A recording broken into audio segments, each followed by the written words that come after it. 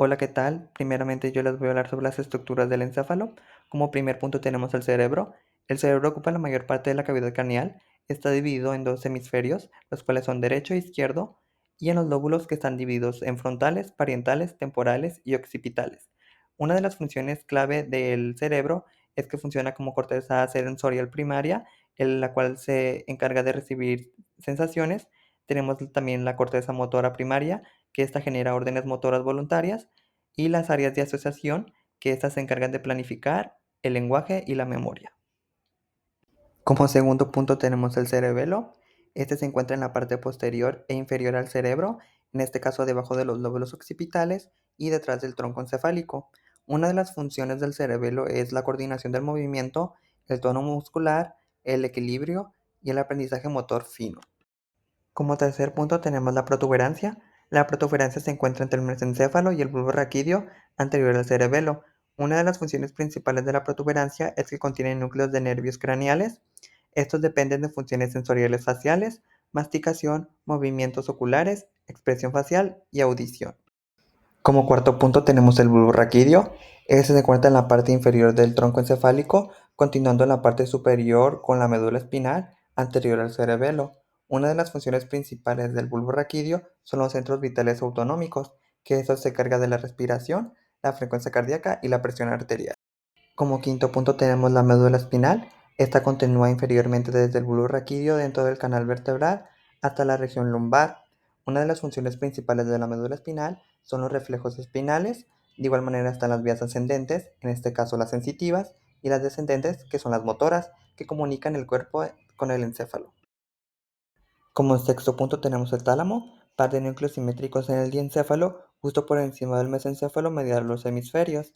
Una de las funciones principales del tálamo es la estación de relevo sensorial, que casi todas las vías sensoriales, excepto el olfato, hacen relevo en el tálamo antes de llegar a la corteza. Otra de las funciones del tálamo es que participa en la modulación del estado de alerta y el procesamiento motor. En séptimo punto tenemos el hipotálamo. Este se encuentra por debajo del tálamo, en la base del encéfalo, encima de la hipófisis.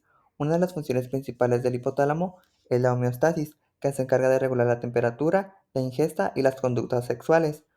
Otra de las funciones principales del hipotálamo es la vía autonómica, que se encarga de la influencia directa sobre el sistema nervioso autónomo, es decir, el simpático y el parasimpático. Como octavo punto tenemos el tronco encefálico. Este se encuentra entre el diencéfalo y la médula espinal. Una de las funciones principales del tronco encefálico es que conduce impulsos en la médula espinal y el cerebro en las vías ascendentes y descendentes.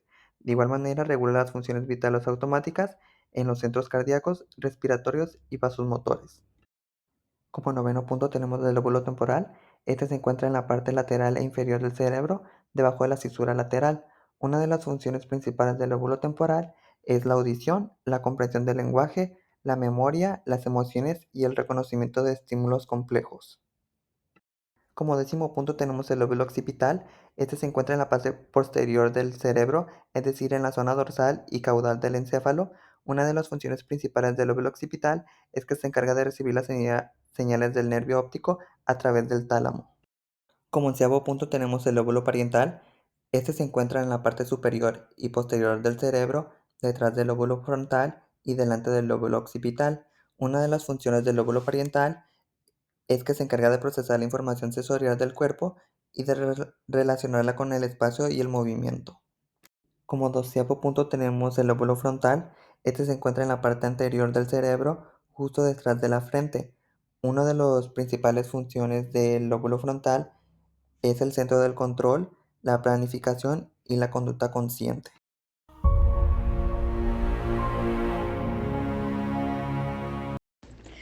Mecanismos o rutas de respuesta, tenemos el reflejo monosináptico o reflejo rotuliano, que como primer paso está el estímulo mecánico, por ejemplo el martillo golpea el tendón y estira el músculo. Pasa a los receptores que detectan el estiramiento y de ahí a la neurona sensorial, que es el axón, pues entra por la raíz dorsal hasta el dorsal central en la médula. Y pasando a la sinapsis monosináptica, la neurona hace sinapsis directa en la médula con la motoneurona del músculo extensor. Y pasa a la respuesta motora o efector, que la motoneurona envía impulso por la raíz ventral llegando al músculo. Y por último, inhibición recíproca, que interneuronas inhiben motoneuronas. La vía sensorial ascendente, como ejemplo el tacto fino, pasamos primero al receptor periférico, que es un mecanorreceptor en piel o músculo que detecta el estímulo. Pasa la primera neurona, que el axón entra por la raíz dorsal y asciende por la columna dorsal sin cruzar aún. Y la sinapsis en bulbo, ahí hace sinapsis con la neurona 2, con la segunda neurona, que sería la segunda orden. Pasa la decuación, que la neurona 2 cruza al lado contrario formando el lemnisco medial y asciende hasta el tálamo. Y en el tálamo se hace sinapsis con la tercera neurona, que sería la tercera orden. Y por último, la corteza somatosensorial primaria, pues la neurona 3 proyecta a la corteza donde se interpreta la sensación. Como vía motora voluntario corticoespinal está la planificación del movimiento. Áreas de asociación y áreas premotoras suplementarias deciden el movimiento. Generan la orden, las neuronas de la corteza motora primaria se disparan y genera un descenso por la cápsula interna. Aquí las fibras atraviesan la cápsula interna y descienden por el tronco encefálico. Pasan a la piramidal. En la médula oblonga muchas fibras cruzan en la decusación de las pirámides y la mayor parte pasa al tracto corticoespinal lateral. Pasa a la sinapsis en astas ventral. Las fibras corticoespinales hacen sinapsis con motoneuronas inferiores en el asta ventral del segmento espinal apropiado. Y pues ya como salida motora, la motoneurona sale por la raíz ventral, el nervio periférico y neuromúsculo, que es la contracción del músculo objetivo. Y ya pasa a una retroalimentación que propios receptores informan de la posición y ajuste fino. Y el cerebelo o ganglios basales modulan el patrón. La sinapsis y transmisión sináptica, que es el potencial de acción, llega al terminal presináptico y pasa por la apertura de canales de calcio dependientes de voltaje. Aquí es donde entra el calcio y pasa la fusión de vesículas con la membrana y liberación de neurotransmisores, como ejemplo el glutamato, GABA, y pues los neurotransmisores se unen a receptores postsinápticos, que es la apertura o cierre de canales iónicos.